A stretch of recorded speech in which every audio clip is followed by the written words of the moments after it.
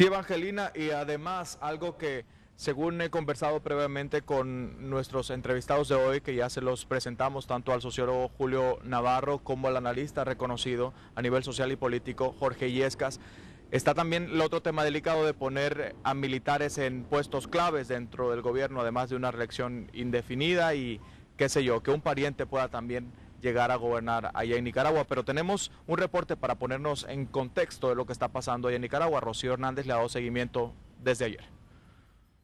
La oposición nicaragüense se declaró en contra de la propuesta de reforma a la Constitución de Nicaragua enviada el viernes por el presidente Daniel Ortega.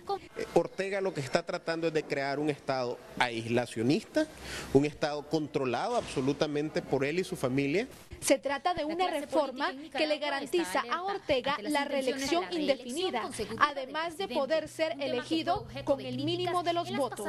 Ortega no es demócrata, no cree en la democracia, o sea, él asume que todo lo que son división de poderes, etcétera, es una pérdida de tiempo. Vamos a tener que hacer un proceso de consulta a todas las partes y tratar de sacar el mayor consenso posible para que esta propuesta de reforma sea lo mejor para la nación, ¿verdad? Obviamente siempre hay intereses políticos que van a estar criticando o manipulando cualquier propuesta. El partido sandinista tiene 63 diputados de los 91 que componen la Asamblea Nacional. Es decir, una vez que la propuesta de la reforma a la Constitución llegue al plenario, no tendrá ningún obstáculo para ser aprobada.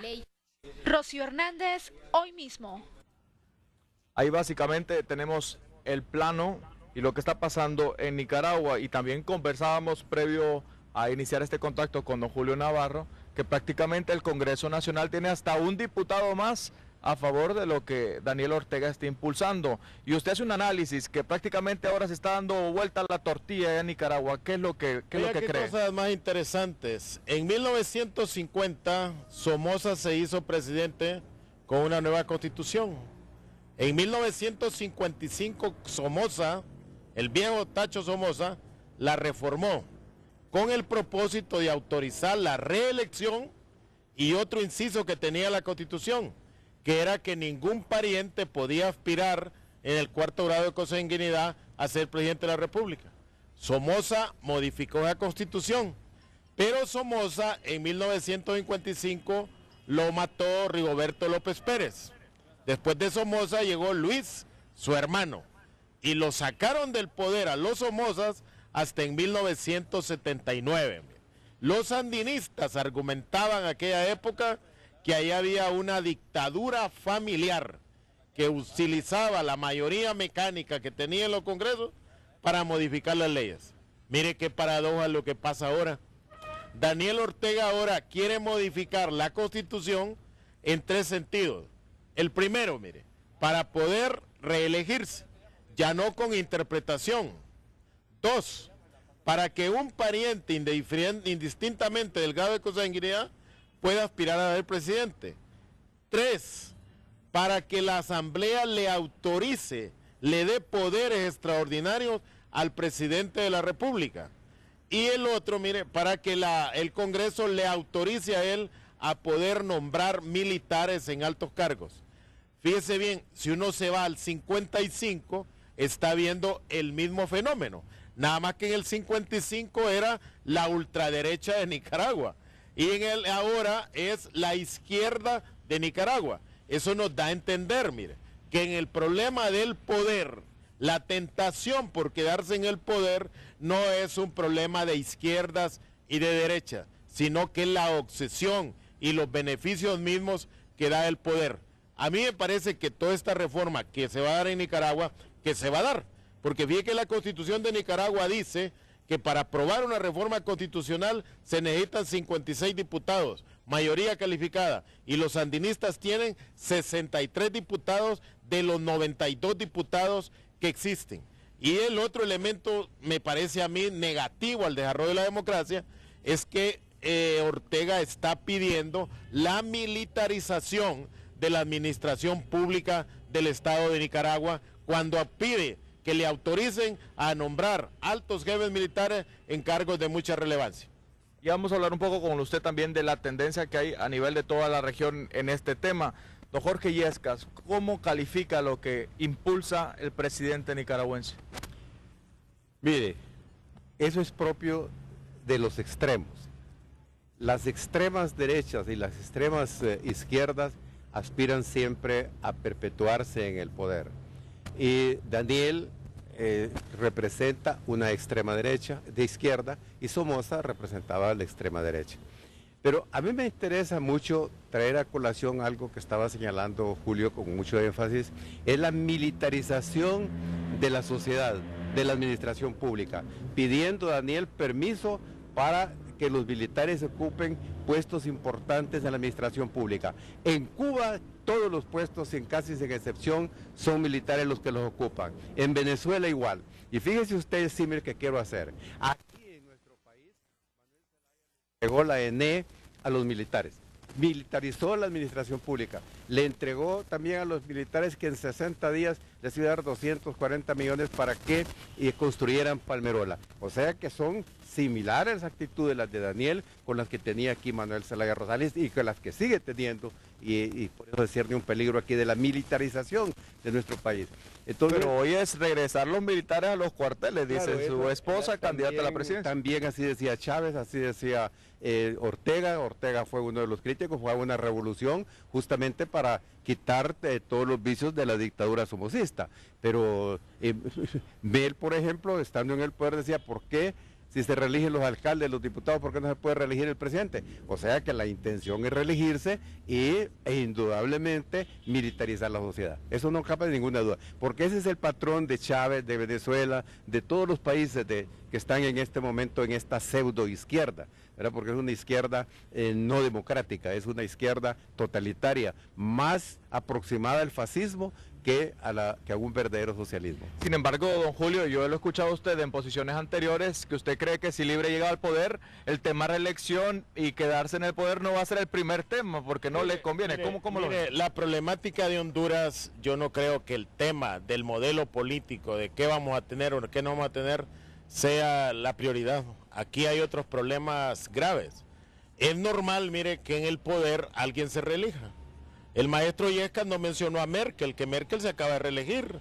No mencionó a Obama, que Obama se acaba de reelegir. Bush se reeligió. No, las tentaciones del poder son esas. ¿Sabe cuál es el problema? Es que nosotros no creemos una cultura de estabilidad, que a cada momento estemos tratando de modificar las leyes para ajustarlas a los intereses del gobernante de turno. No, nosotros ya debíamos de tener un proceso de estabilización jurídica que permita que el sistema se reproduzca por sí solo. Yo creo que lo que está pasando en Nicaragua en nada le abona a la democracia, pero si a Ortega lo van a reelegir, porque de hecho van a modificar las leyes, será el pueblo nicaragüense el que tomará esa decisión, y poco o nada nosotros los hondureños tendríamos algo que hacer. ¿Y usted particularmente está de acuerdo que el planteamiento de Libre sea, ya sea en el último año de gobierno o en el primero, este tema? Yo creo que si aquí debía consultarse a la población, si la población cree que un buen gobierno deba reelegirse, es preferible a estar nosotros cambiando gobiernos que son peores que el que ha dejado. Pero eso la población debía de decirle, y ese es el miedo que hay en Honduras. En Honduras últimamente la gente tiene miedo que le consulten a la población. Por ejemplo, don Jorge Illescas dice que Mel trajo a los militares. Es cierto, los trajo a los cargos importantes, pero la derecha de este país fue a tocarle la puerta a los militares para que le dieran golpe a Mel Zelaya. Mel Zelaya no tenía el poder que tiene Ortega en Nicaragua. Ortega tiene 62 diputados, Mel Zelaya no tuvo un tan solo diputado en el Congreso Nacional. O sea que ese poder mismo fue el que contribuyó con las Fuerzas Armadas a dar el golpe de Estado. Entonces, mire, las analogías Nicaragua y Honduras a mí me parece que son forzadas. Bueno, ¿y cómo lo ve usted con el tema? No son forzadas porque tenemos que recordar nosotros cuando se estaba eligiendo la Corte Suprema de Justicia. Manuel Zelaya Rosales sacó las tanquetas ahí al rodear el Congreso para tomarse el Congreso, de llegar que se diera a las 12 de la noche, que cayéramos nosotros en una ingobernabilidad, y asaltar el Congreso y asaltar la Corte Suprema de Justicia. Eso es poder. Y eso lo estaba haciendo, y no lo logró por la oposición, por la inteligencia, por la capacidad que tuvieron en ese momento los diputados. O sea que sí hay intenciones.